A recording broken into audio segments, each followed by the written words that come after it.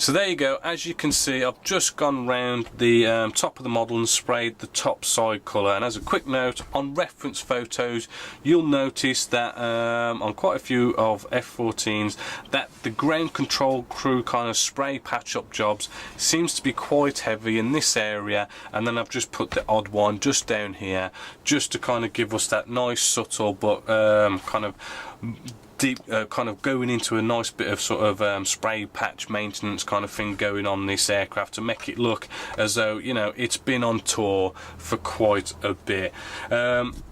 Also, the scale effect paint colour that we did, if you remember, it was, just getting it out, it was a 50-50 mix of H308 and the H337. If I use the 337, this would look a lot darker than it is at the moment, and it really has given us a nice effect. I am really happy with the colour we've got on top.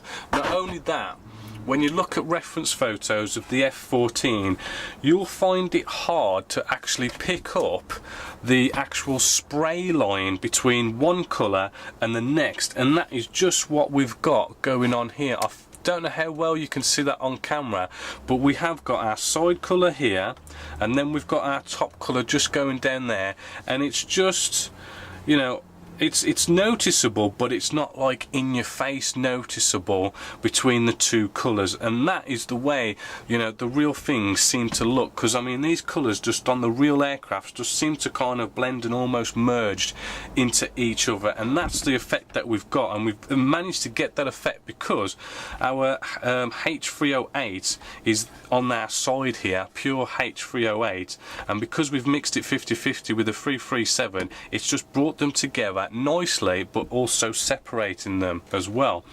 Now admittedly, if I was to do this again, I would do that same thing on the underside, because as you can see, the underside, we do have quite a bit of a sharp line between our underside colour and our side colour. If I was to do this again, I probably would go off and get our sorry, it was H308, what was on the underside, sorry to say. I'd get the H308, our underside colour, and I'd mix it 50-50 with H307, our side colour, to then give our underside colour a sort of leaning towards our side colour, H307, to sort of get them to almost blend in with each other and give us this almost looking kind of F-14 where the F-14 looks all kind of like grey, but it is actually three different colours going on, so we can, you know, try and get it looking like the real thing. So that was kind of like one little note that you may want to do. The other thing was, if you remember, we did this kind of half and half spray patch job, and we did those kind of little red pen lines. Well, those are nicely kind of blended in and look like that someone has actually kind of sprayed over both our side colour and underside colour. So now that that's all done, the other thing I want to have a quick talk about is I put on a quick gloss coat on top, a nice light coat of Future, and that was just to sort of like, as we did on the underside, to protect the paintwork, to stop it from cracking, and for any kind of masking that we're going to do up now, it sort of protects it from peeling. Now, the one thing you might want to kind of bear in mind is that when it comes to paint and drying and having problems, right? Because I mean, this paint, the Mr. Hobby paints, dry a bit like enamels, as I've said, and what can happen is you can spray it on, it feels and looks dry, but you know, it's created a bit of a crust, and actually it is just slightly on the wet side underneath the surface of the kind of the crust that kind of develops on the top, that makes it feel dry, but in actual fact it's just a little bit wet. It hasn't properly dried, gone rock hard and cured, right? To get it to properly dry, go rock hard and cure, it's going to take maybe about, you know, 24 hours, 48 hours, maybe even longer for it to properly dry. So when we put gloss coats on top, the problem is with our Future our Pledge Surface Multi-Wax Cleaner is that that stuff dries really quick, and the problem is what you have this paint that we've got on here taking quite a bit of time to dry, and then you put on top of that a gloss coat that dries a lot faster. What happens is you get this kind of solid crust on top, but then you've got this kind of slightly wet under the crust of our gloss coat. So what happens is when our actual paintwork does finally dry, about a day, 2 days later, it can potentially crack the gloss work and the paint work, and you get all this potential nasty cracking going on, right? So what I'm basically saying is make sure your paint work dries. But in saying that, as a little bit of a tip, if you want to kind of crack on and you want to put a gloss coat on top, make sure that it is a light misty coat, and a single light misty coat, because I've found you can just get away with a light misty coat going on top and you don't get that cracking effect, but you still get that nice protection of having a gloss coat on, enough to kind of stop you from digging your nail in, making a bit of a scratch, and any kind of peeling from masking or anything like that. So if you don't want to wait the full kind of day, 2 days before you put a gloss coat on, just put on a very light single misty coat, and that should be enough to not kind of put such a kind of, shall we say, a crust of a surface on top to go rock hard and create cracking effects, but enough to protect your work. So what we want to do now that I've put on a light single misty coat all over this model, is I want to go off now and start masking up, because what we've got like a sort of like a metal black kind of colour to put here at the back on the exhausts. We've got our anti-slip surface here to kind of mask up and everything, as well as, I mean, the wings have a bit of silver on. So let's just have a quick look at masking. Right now, these anti-slip surfaces are going to be quite easy, and I'll show you how they're going to be quite easy. Well, first of all, we just need to put on a simple sort of like a square around where our anti-slip surface is. Now, we did a textured surface, so we've got a guide upon where to actually mask. Let's get a smaller masking tape down, easier to work with. Right, so we've got our guide from the anti-slip, the textured surface we did, and we want to get this right to where it starts nicely, like so. There we go, that looks good.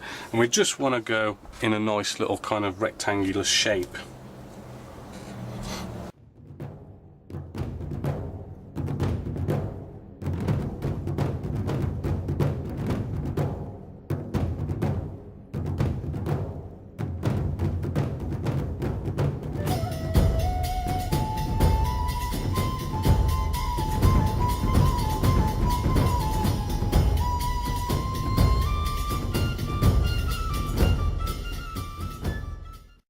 There we go, nice rectangular shape, so we can nicely spray in there. But just to make things easy, we've got this jammy dog tape, which is nicely a 1, 2 and 3 mil you can buy. So what we can do, instead of like doing any cutting at all, right, because we don't want to do any cutting, it just makes things a little bit harder. What we can do is we can take our 1 mil tape, like so, give it a snip, right, and we can just put a nice straight line down here. And I did the exact same thing when doing our textured effect, as using this jammy dog tape. And we can probably, I think it was it the 2 mil? Looks like the 2 mil. So taking our 2 mil, then we can then put that on our next line, making sure it's all nice and lined up. Although I have seen them do kind of patchwork around here, so if you do go over, you could kind of like sort of like spray it so it looks like they've done patchwork there as well. And then taking the last bit of 2 mil jammy dog tape, we can do the final bit like so. I think is that right? Maybe a bit not square enough. There we go. So there we go, we've now got that all nice and masked. So there, as you can see, I've gone round and I've masked up our anti-slip surface there. Now what I'm going to be using for this, I'm going to be using Vallejo's 71110, which is UK extra dark sea grey. Now what colour you use can really vary from build to build. I mean, if you look at reference photos, this anti-slip surface can be really dark, really clean. It can look really light and really dirty. I mean, you look at loads of different F-14s and it will just be an absolute mix mash of what kind of grey goes on here. So in other words, what I'm basically saying is you can pretty much spray this any colour you want. So I'm going with the UK extra dark sea grey, and what we can do is very carefully, because we haven't got this like mega masked up, and we could probably whack down our air pressure a bit. Maybe because I've put this in here neat, so if I whack down the air pressure, put it in neat, we can sort of give it a little bit of a texture as well by just spraying, because it's going to spray a bit kind of spitty and kind of give us a little bit of a rough surface. And as you can see, I'm just getting in kind of close, right, so that I don't get any overspray, because as I say, we haven't got this mega masked up. And there you go, and we'll just make sure we get this all round.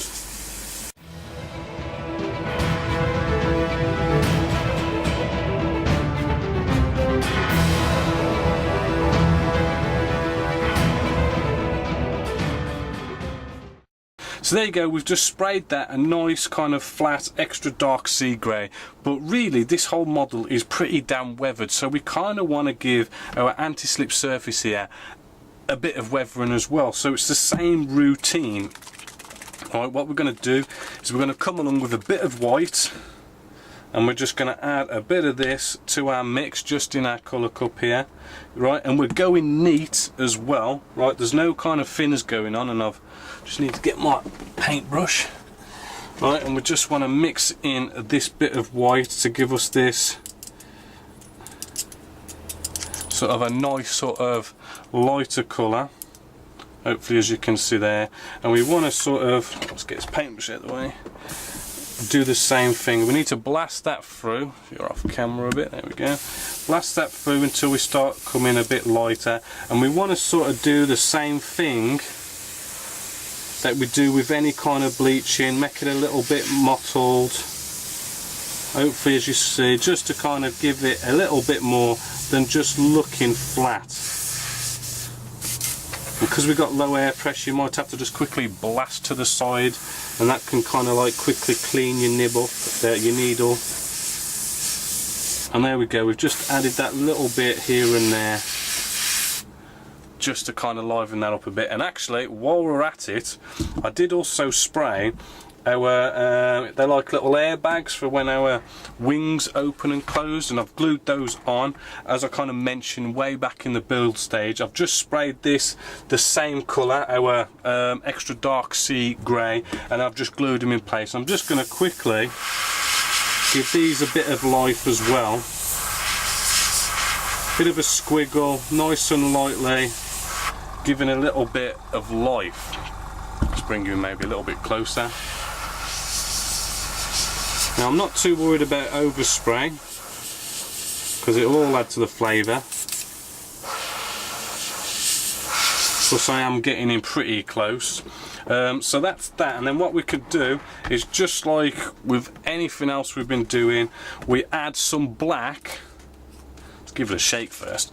We add some black to do some post shading. Right, so let's add some black. Couple of drops in there, get our paintbrush, quickly mix it. Probably going to need maybe a little bit more black though, because I mean we've already whitened this up. Maybe another black, dollop of black, sorry.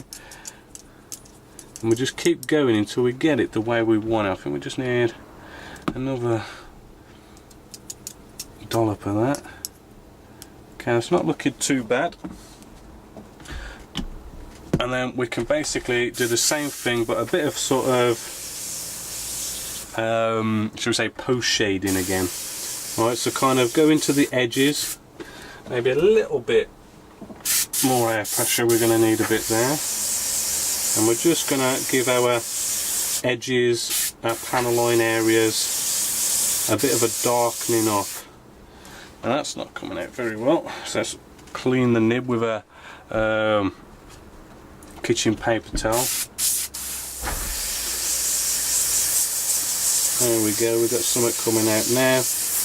And we're just kind of randomly, nicely doing the edges, and maybe even a bit of a bleaching inside the panel lines, just like we've been doing all over this model. Really nice and weathered, like so. And then we can basically come back to our airbag type things here for our opening, closing. And I just want to do a quick bit, just a quick bit of sort of bleaching, but darker with these, like so. I'm not going to worry too much about these, because what I want to do with these is we can do some nice oil weathering to kind of get that sort of like opening and closing sort of line that you get, like so.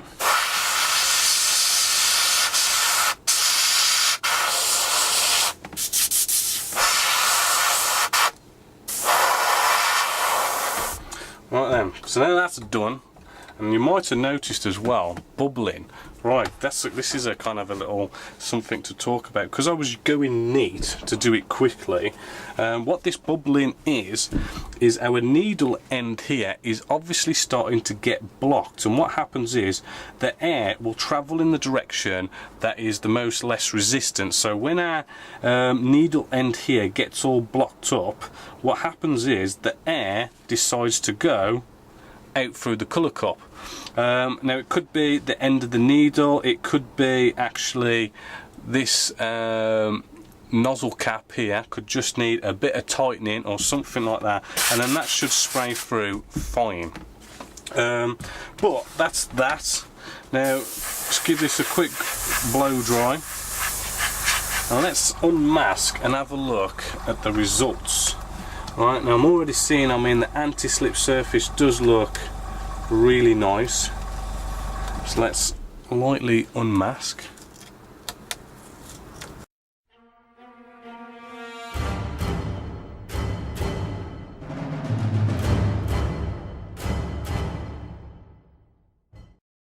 There you go. Hopefully you can agree that that looks rather nice, because what you normally get with a lot of kits is you get this as a decal, whereas in this case, yes, we put in that bit of extra work, but we've got this kind of nice anti-slip rough surface going on, as well as we've nicely sprayed it and give it that little bit of weathering to make it look a lot nicer than the standard decals that you can get. And then just at the back here, we've got our airbags all nicely sprayed and in place, ready. So that is looking really good now. So what I'm going to do, I'm going to get our rear exhausts here now masked up, ready to do some nice bit of aluminium work. Here's our exhaust section now, all nicely masked up to get all nice and sprayed, sort of like a nice natural metal finish. But a little kind of tip on some masking, what we could do just to make sure we're not going to get any overspray, is we can get a nice bit of paper towel like this, nice bit of Tamiya masking tape, like so, and then we can just stick that down where we've already masked, and this way we just really kind of like protect the model. So we can just quickly do the other side as well. Maybe a bit of masking tape here, just put these little corners down. You know, any old how, I mean, it doesn't matter how neat you are, you're just basically protecting the rest of the model from any kind of overspray. Right, like so. Again, we'll come back this way around, tape down these, and there you go. That's really all nice and protected now from any kind of overspray, just in case you're not too confident about getting in close to spray these up, so you don't have to do so much masking. You know, if you kind of like to kind of spray from a bit of a distance because maybe you're a bit of a beginner and you're doing a bit of spidering if you're coming too close, so this is a good way of making sure you're all masked up and everything. Remember, this is kitchen paper towel, so I mean it will kind of seep through if you spray too much of a heavy coat down onto the kitchen paper towel. So what we're going to use for this, well, first off, what we want to do is we want to spray it black, because when it comes to natural metal finishes, it's good to have a nice primed up black shiny surface. Alright, so we're just going to do what we normally do, blast that out, and we're going to put in some of our homebrew thinners. Right, and we want to make a bit of a 50-50 mix of some black. I'll just give that a shake, and I'm using Vallejo black here, 057. We'll whack in about a 50-50 mix there, but what I'm going to do, let's give this a shake, I'm going to use some Vallejo gloss varnish as well, and I'm going to slap that into the mix like so. Right, hold on. There we go, just blast a bit of that in there. So now what we've got now is we've got Vallejo, which is normally sprays a matte texture. We've now added a bit of gloss, so now this black has now turned into a gloss black. Alright, no problem doing that. Just kind of saves us a little bit of time from kind of spraying it black, then spraying a gloss coat on top. We can just nice and simply have it all in one.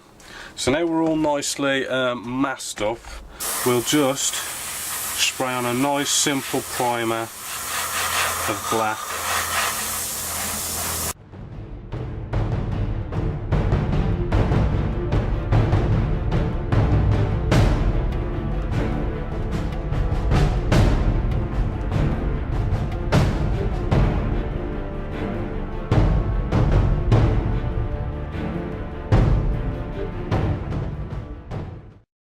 So there you go, our nice little mixture there of Vallejo black and gloss has given us a nice bit of a satin black primed finish. So what we want to do now is we want to try and get this effect where hopefully you might be able to see, but we've got this kind of like black but almost kind of a bit of a metal-y kind of look to our exhaust area, hopefully, as you can see there from some reference photos. So what we want to do to achieve this, we want to go a bit lighter first and then get it a bit darker. So I'm just using some aluminium, and this is going to come in handy for some other spraying as well. So just what you've got to give it a mix, because you've got all this kind of all the bits go to the bottom. You want to kind of give it a good shake and make sure all that is off the bottom and it's looking nice and clear. Well, this is taking a bit of time. There we go. So you can hopefully see that it all gone from the bottom. That's what you want it, because that's all the good stuff at the bottom that you want in your mix. Alright, so taking our cap here, using what was it again? It's ALC 101. I'm just having a paper towel handy. We're just going to pour this in here, because it's so kind of thin, it just always runs down your colour cup there. And then you want to put the lid on straight away, because this stuff evaporates like there's no tomorrow and it's rather expensive. So we've got a nice little mixture in here, just checking our flow. We're spraying it about 10-15 psi, and we just want to lightly spray this on now, just to kind of start lightening up our engine area, just like so. That psi is maybe a bit too low. There we go, that's a bit better. And we're just going to spray nice and lightly. You really don't want it to look like it's wet when it goes on, just nice and light. But you still want to try and keep some of this black nicely showing through, because we're going to put another colour on top of this, so we can get this kind of aluminium but yet dark black looking exhaust area. Because I mean, I think it's supposed to be a carbon fibre sheet going on top of these new engines they put in the F-14D. So we're not giving it mega coverage, remember, we're just allowing that black primer to show through. So we're probably maybe talking 2 coats maybe.